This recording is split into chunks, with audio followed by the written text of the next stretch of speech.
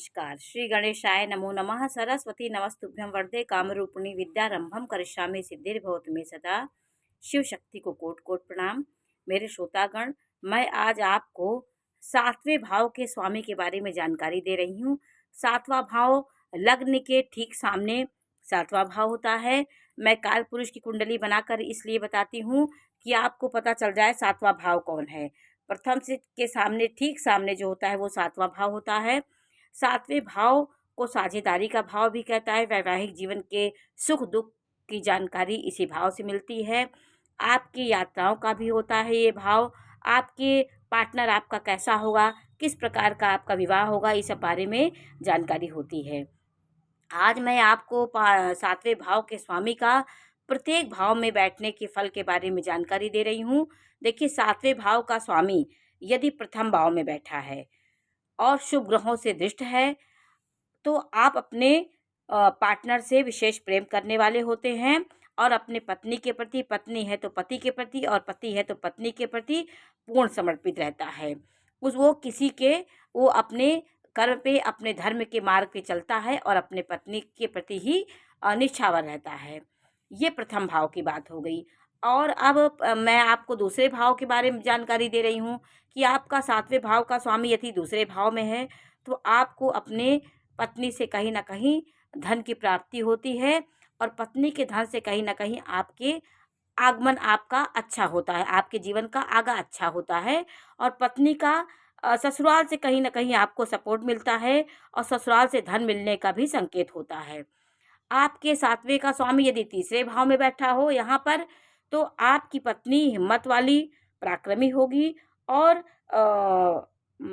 आपके साथ कदम मिला के चलने वाली और आपके जीवन को परिश्रम से पीछे नहीं हटती है और जीवन में पराक्रम को सबसे अधिक महत्व देती है। परिवार से संबंध उसके मधुर नहीं होंगे क्योंकि सात्विक का स्वामी पराक्रम भाव में होगा। आपके प्रति तो सही होगी लेकिन परिवार के प्रति उसका रवैया अच्छा नहीं होगा क्योंकि यहाँ पे सातवें से 1 2 3 4 5 6 7 8 होता है। षष्ठाष्टक योग बनाता है। यहाँ से 6 होगा और सातवें से ये 8वां होता है। इसलिए यहाँ पे मतभेद और विपरीत स्वभाव की स्त्री परिवार के प्रति वो अच्छी नहीं होगी। आपके प्रति पूर्ण समर्पित होगी, आपके प्रति आपसे कंधा से कंधा मिला के चलेगी, आपके साथ परिश्रम करेगी, लेकिन परिवार के प्रति उसका रवैया अच्छा नहीं होगा। आपका यदि सप्तम का स्वामी चतुर्थ भाव में बैठा हो तो यह स्थिति आपको सुख देने वाली पत्नी होती है, समझदार पत्नी होती है, पति की अनुकूल चलने वाली और सुख देने वाली पत्नी होती है। पंचम भाव में सातवें का स्वामी होगा, जैसे यहाँ पे पंचम भाव में होगा तो सुशिक्षित और ये संभावना लव मैरिज की होती है। आप अपने पसंद से विवाह करने वाले व्यक्ति होंगे। आप अपने जीवन साथी के बारे में बहुत मेन विवेक निकालने वाले व्यक्ति होंगे।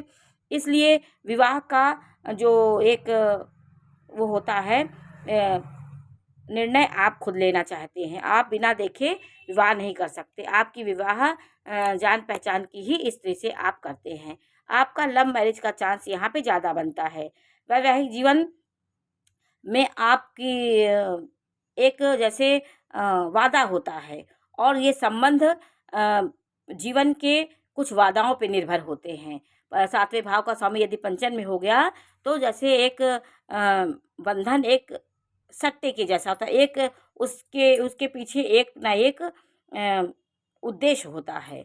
और छठवें में यदि सातवें का स्वामी होगा तो पत्नी बीमार रहेगी, क्लेश करने वाली होगी और आपका कहीं ना कहीं शत्रुवत व्यवहार करने वाली नारी हो सकती है। तो छठवें भाव में सातवें का स्वामी अच्छा नहीं होता है।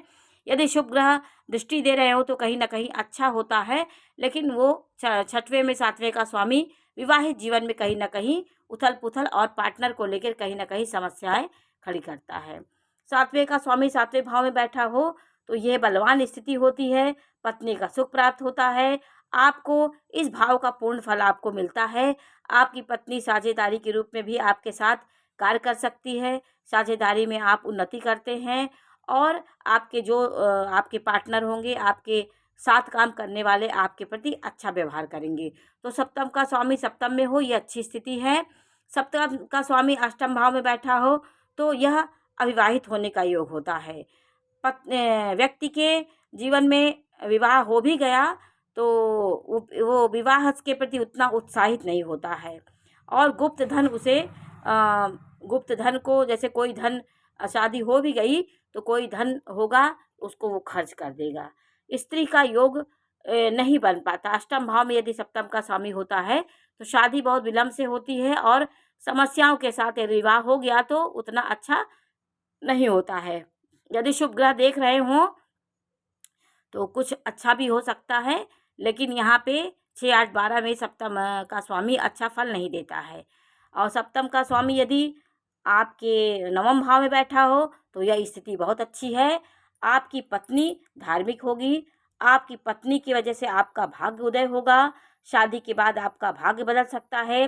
तीर्थ यात्रा आप दोनों साथ कर सकते हैं और धार्मिक यात्रा करने में आप सबसे आगे होते हैं। ये भाव धर्म का भाव होता है।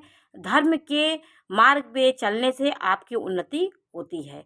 और पत्नी यदि धार्मिक है तो आप भी उसका सहयोग दीजिए।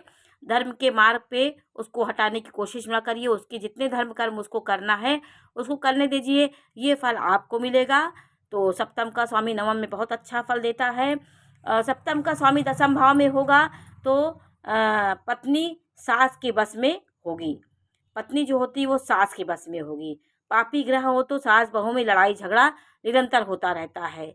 यहाँ से सप्तम भाव से चौथा, जैसे चौथा का घर माता का घर माना जाता है, वैसे सप्तम से चौथा वो सास का घर माना जाता है। तो यदि यहाँ पाप ग्रह ना हो, शुभ ग्रह हो तो कुछ स्थिति अच्छी हो सकती है। यदि यहाँ पाप ग्रहों की उपस्थिति हो तो सास बहू में झगड़े होते हैं, किंतु पति का साथ पत्नी देगी, सास से उसकी नहीं बनती है। तो 7वें से चौथा ये माता का घर हुआ तो सास का घर हो गया वो। और 7वें का स्वामी यदि एकादश में बैठा हो तो पत्नी सुंदर होगी।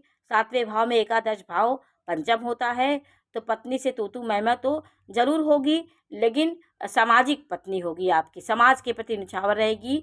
आपके साथ वो समाज के बारे में भी सोचेगी, परिवार के बारे में भी सोचेगी और आपको लाभ देने वाली पत्नी हो जाए। लाभेश आपके पत्नी से कहीं ना कहीं आपको कोई तकलीफ नहीं होगी। पत्नी आपके जीवन में कोई कला नहीं मचाएगी।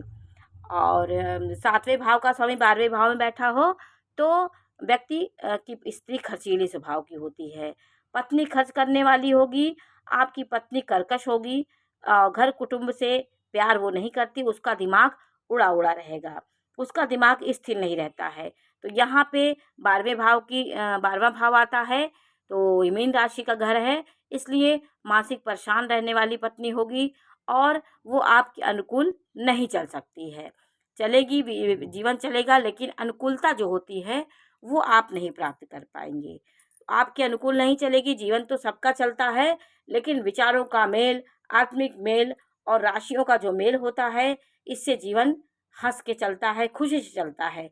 जीवन काटना तो आसान है, लेकिन आपके जीवन में सही ग्रहों का योग, सही भाव में आपके सप्तमेश का स्वामी जाना, ये सब आपके लिए प्रारब्ध के कर्मों की वजह से ये सब चीज़ें आपके जीवन में मिलती हैं। तो आज मैंने आपको 7वें भाव के स्वामी का 12वें भाव में उपस्थिति के बारे में जानकारी दी। ये जानकारी आपको कैसे लगी हमें अवश्य बताइए। चैनल को लाइक करिए, सब्सक्राइब करिए। मैं इसी प्रकार की जानकारी देती रहूँगी। नमस्कार।